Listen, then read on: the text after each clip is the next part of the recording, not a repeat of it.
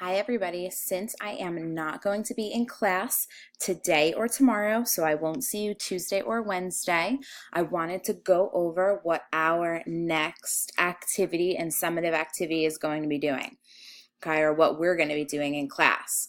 I will be back on Thursday and Friday, so I'll be able to be there for you guys when you really start getting into the actual summative activity, but until then, you can get yourself started.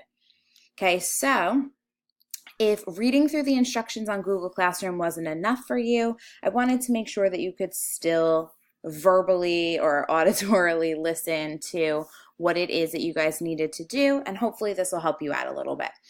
So I linked up my page on Weebly here for you guys. You are going to have all of the power for this week. You get to choose which short story you actually want to read.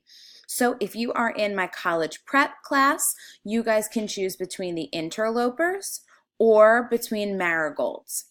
Okay, so again, if you are in college prep, you can choose between these two stories to read. If you are in honors, you are picking either initiation or the return. Now, the only thing about the return is that you will need volume 2 of your textbook. Okay, I do have extra textbooks in the first lower cabinet by where your student supplies are. They're already they're still packaged up in the wrapping. So if anybody needs an extra book instead of running to your locker or back, feel free to open up any of those packages and you can use it from there. Okay, so this one, the return, is in volume 2 of your textbook. Now, what you're going to do is once you pick the short story that you would like to read, you're going to read them. Nice and easy. So in class, we already did notes for short story. Okay, if you are one of my classes who didn't finish those notes, please start with this. Click on the PowerPoint first. Go into that PowerPoint. Let's see if it'll pop up for me.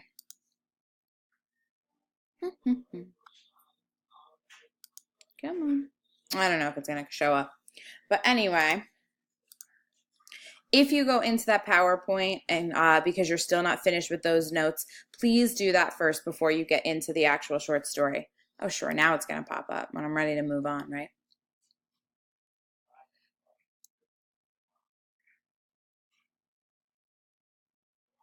OMG.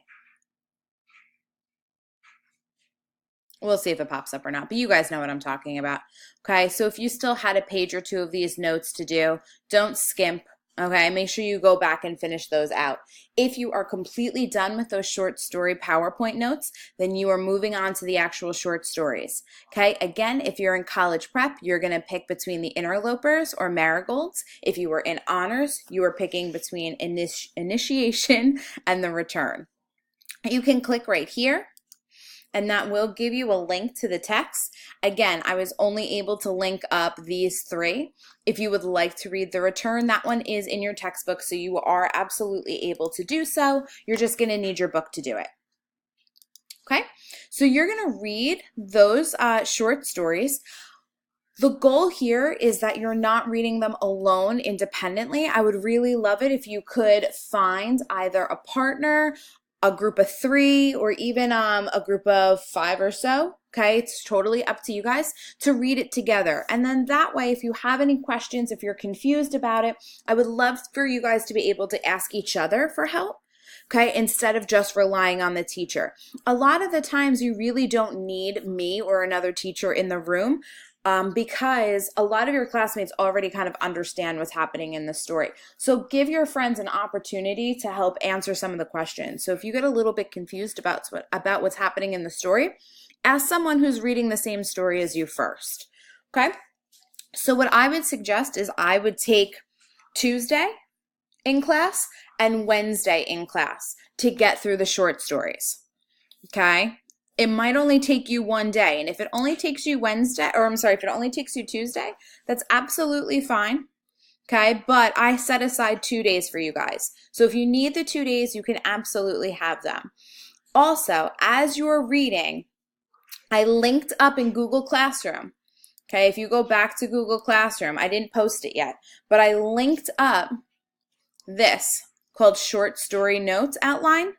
Okay, while you guys are reading, I would like you to fill this out for me.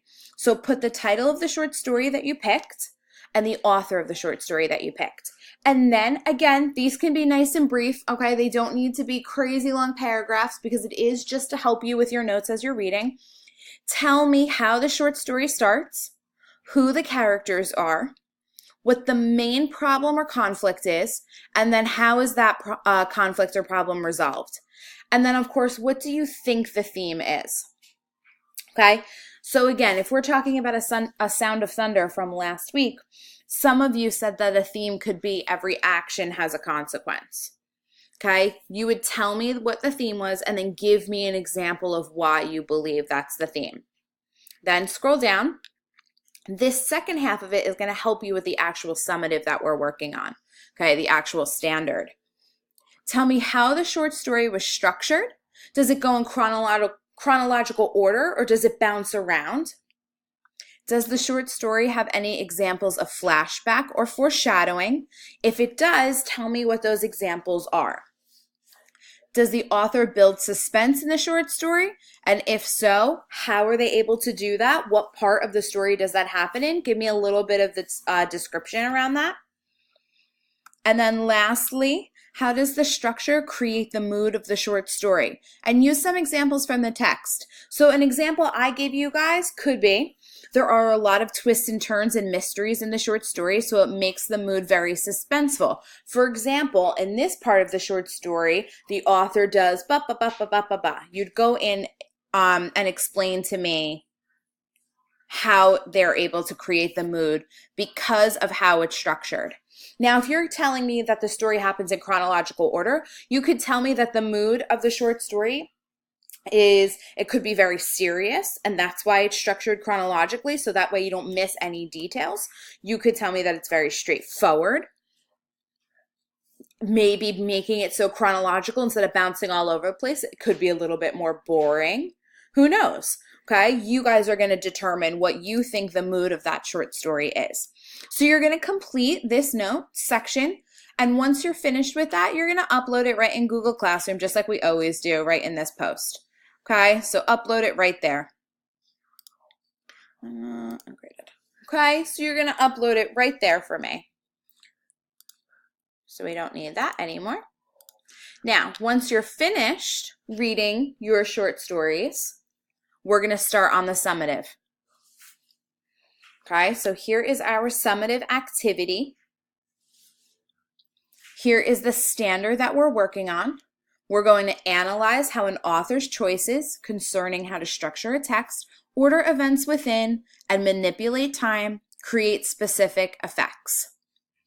So some things we need to know first. What type of structure did the author create? Again, you're going to tell me about the plot. You're going to tell me if that happened in chronological order. You're going to tell me if it bounces back and forth between past and present, things like that. You're going to tell me what parallel plot is. If you don't know what parallel plot is, that's something that you're going to need to Google and look up. Next, you're going to tell me if the author utilized any flashbacks or foreshadowing. You can include that in too.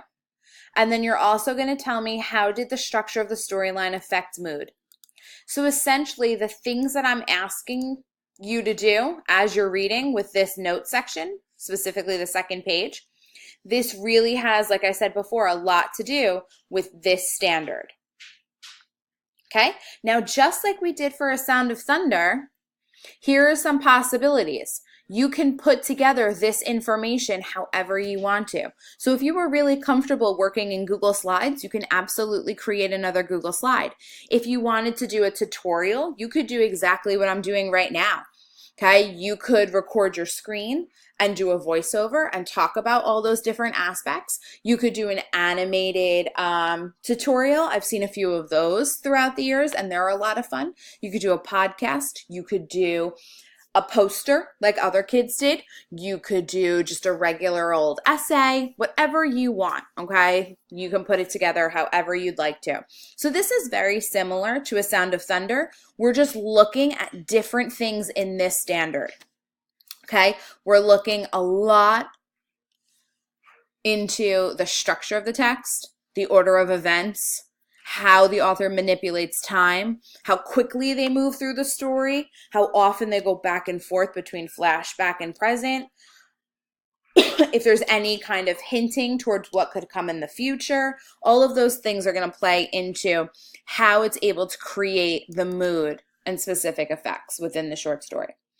Okay, so again, I will be back to school on Thursday, so I will be able to go over this with you guys again then. But if anybody finishes up early and they start this on Wednesday, I just wanted to have this there for you. So that way you could listen just like I would tell you in class. And hopefully you can kind of self-start and get yourself together. Okay, again, I'll be back. No worries. I promise. I got you. Okay. So what I want you to do tomorrow is you pick which short story you'd like to work with. College prep picks from here, honors picks from here. Go through those short stories, read them, do these notes, the short story notes. Okay, fill those out. Once you're done with this, upload them to me in Google Classroom in this post. Okay, I want to see that you took the notes on those short stories. And then if you're able to get through all of that by Wednesday, you're moving right along to the summative activity. If you don't get through all of that in time for Thursday or in time for Wednesday, that's okay. You'll still have Thursday in class to work on the summative and Friday in class to work on the summative. And this, of course, will be due Sunday by 11:59 p.m. in Google Classroom, or you'll submit it in person if you're doing a poster or some kind of 3D project on Monday in class.